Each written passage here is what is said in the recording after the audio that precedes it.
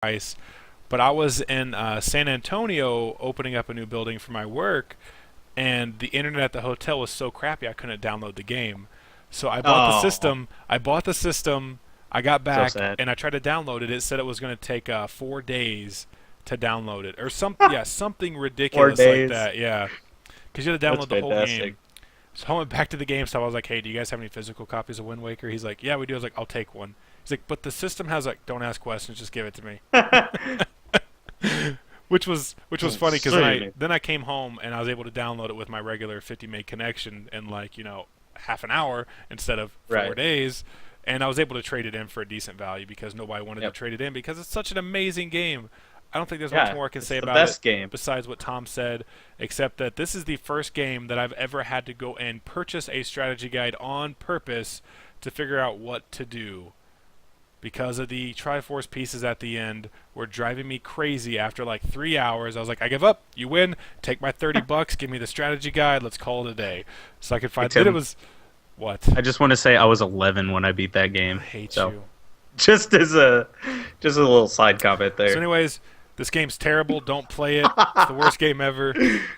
No, Yeah, pretty much. no, but You yeah, can the tell I hate it. the Wind Waker is definitely up there on my top. It's the other game. Well, no, it's not. It's, It's it's in not my quite. it's in my top five maybe games of all time. Definitely top 10, maybe top five.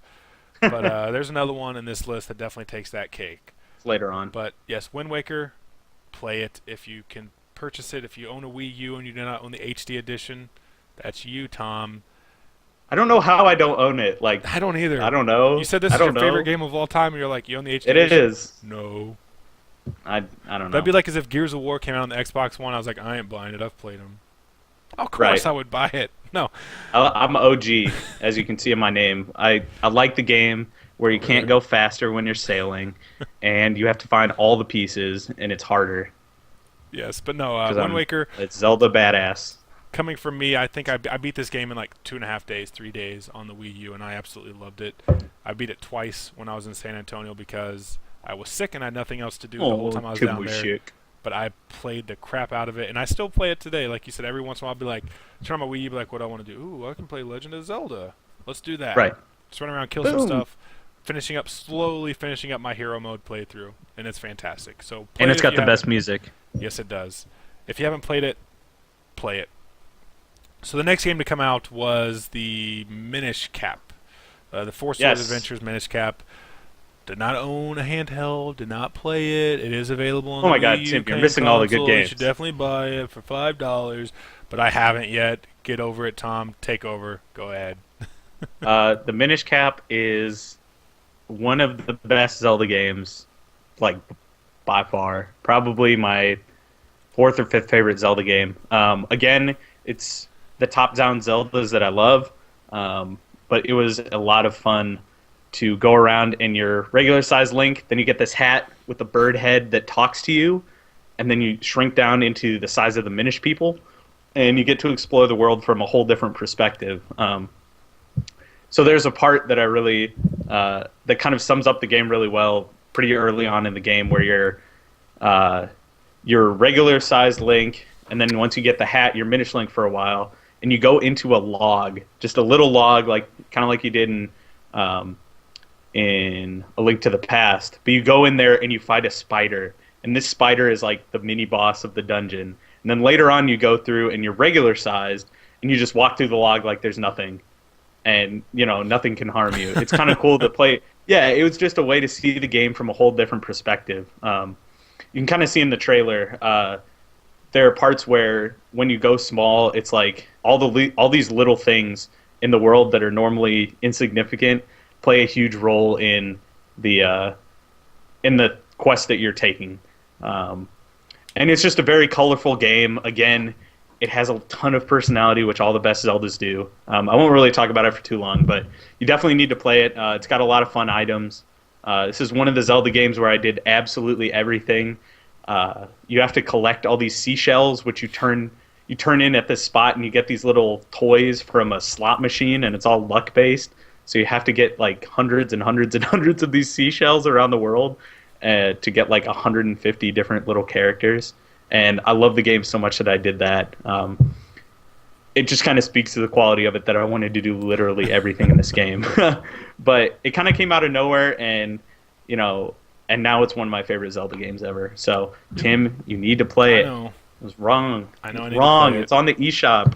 I know it is. Get it. But it's weird that I say that I love the top-down Zeldas, but I haven't played the two most significant ones in the series according Yeah, to you. and you'll love them. Yeah, I will. I mean, You'll it's love just them. one of those. I have to just purchase it. I have to sit down and play it. But I'm afraid if I purchase it and I start playing it, I'm just not going to stop playing it. Then I'm going to finish it, and then my son's not going to have ate for like 6 or 7 hours or something retarded like that. Corey thinks you do that all the time anyway, so whatever. Yeah, no, whatever. It's okay. But Anyway, at this moving on. point, we were transitioning to a new console again. The actual consoles, not the handhelds.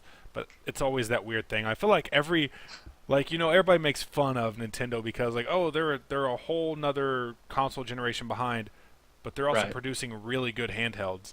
Yeah, PlayStation Yeah. has the PSP, but PlayStation's also a public company.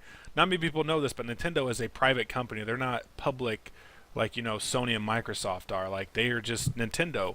They focus on one thing, and they're private, and they're amazing at what they do. Like, I can honestly I think maybe one or two games I can actually say that were strictly first-party games for their systems have been bad.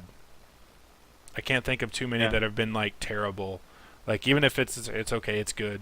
Nothing that's like, oh my god, this game's terrible. Yeah, they put a lot of time and effort into their games, and you can just see that in, the quality of the games they produce. Yeah, yeah, especially when you think about like they're a lot of their games get delayed, but once again, Yep. I'm not worried about delays. But the Wii system was probably the coolest innovation of its time. I remember working at GameStop. What was that? 2008, right before I deployed. Wii's were, I think they were like 2 years old at this point, and you think like, Yep. oh yeah, 2 years old, they're gonna start dying out. Dear God, no, they were still selling like hotcakes. We didn't Those even things are crazy. we didn't even sell them at a reduced price. Like we had Xbox 360s on sale, we had PS3s on sale, PSPs. I believe that the Nintendo DS was the first DS DS. was the system out then in 2008, and people came in there wanting Wii's, and I'm like, I believe it was $199.99 or something like that. Of course, Yep.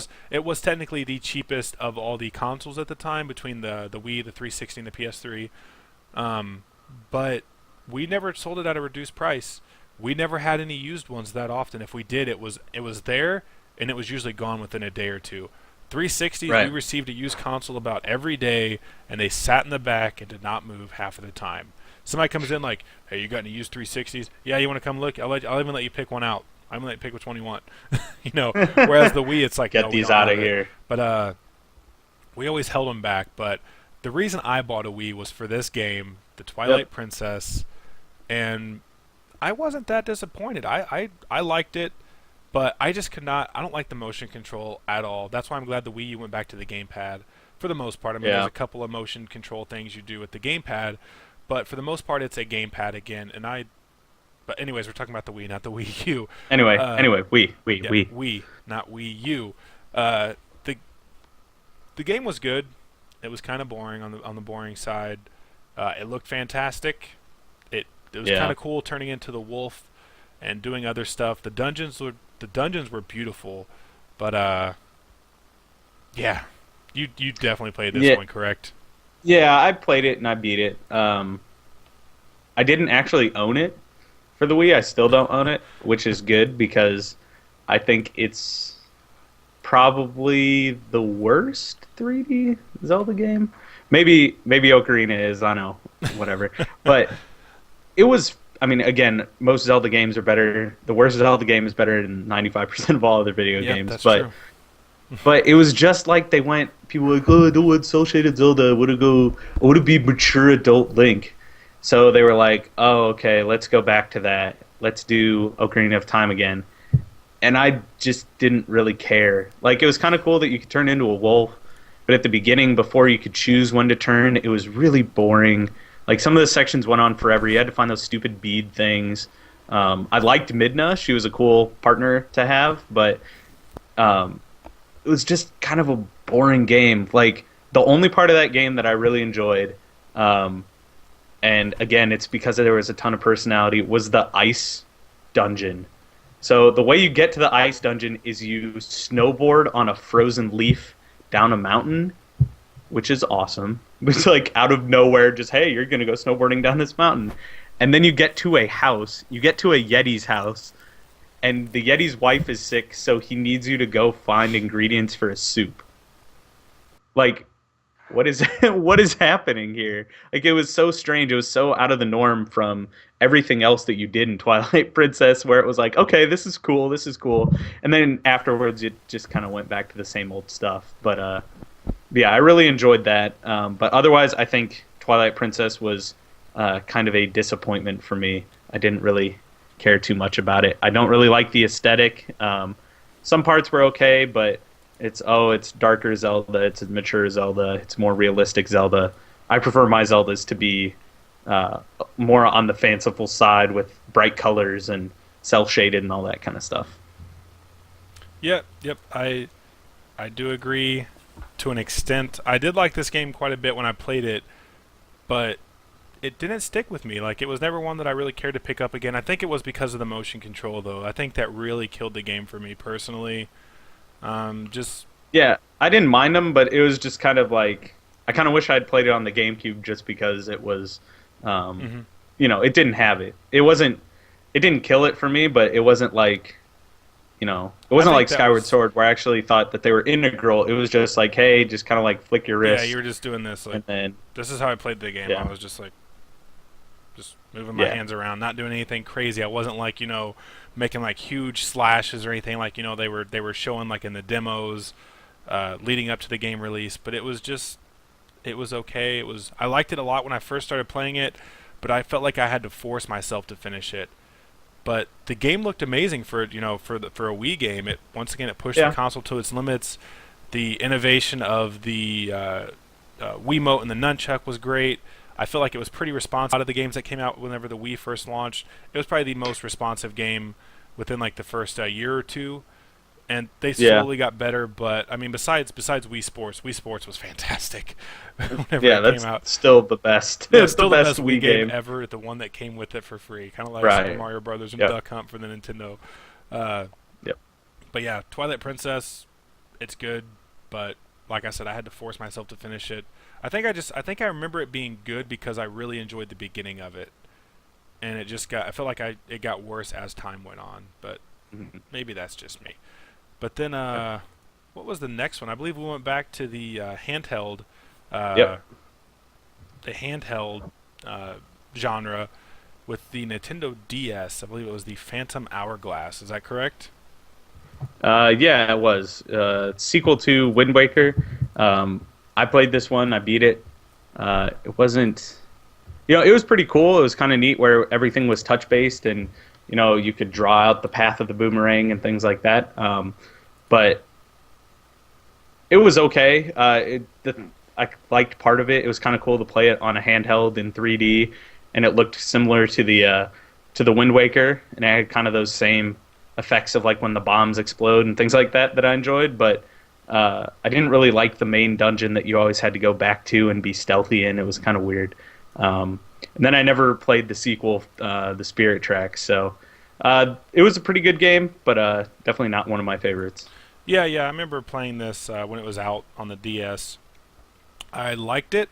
I thought it looked fantastic because I didn't play Wind Waker before this, so I didn't really know about the shell shaded graphics minus a couple of friends playing it. But the touching the screen, like you can see right now, exactly like I remember doing this. I enjoyed the game. I liked the fact that it was kind of a top down, but kind of not a top down, like with like the weird 3D way that it was and stuff like that. But yeah, once again, I beat this game once, and I pretty much was like, okay, I I would be perfectly Yeah, okay with never playing that again. I'm never going And back to yeah, it. and which led to the second one coming out, which was the Spirit Tracks. I Yep. played it a little bit, but I never picked it back up. Like I think I beat like 2 or 3 dungeons like in one sitting, and then I was like, I have other things to play. Contra 4. Contra Yeah. 4. Keep playing that. Yeah, Contra 4 was great, and And then you have Phantom Hourglass. I mean, I never even played it. Like, Zelda's my favorite series. I never Yeah. played it. I don't really care. I played the Spirit Tracks. I liked it for what I mean. I thought I liked it. I don't know. Maybe I just have like this weird bias to Zelda stuff that I just like it no matter what, even if it is crap. They could really just release a game where you just sit there and you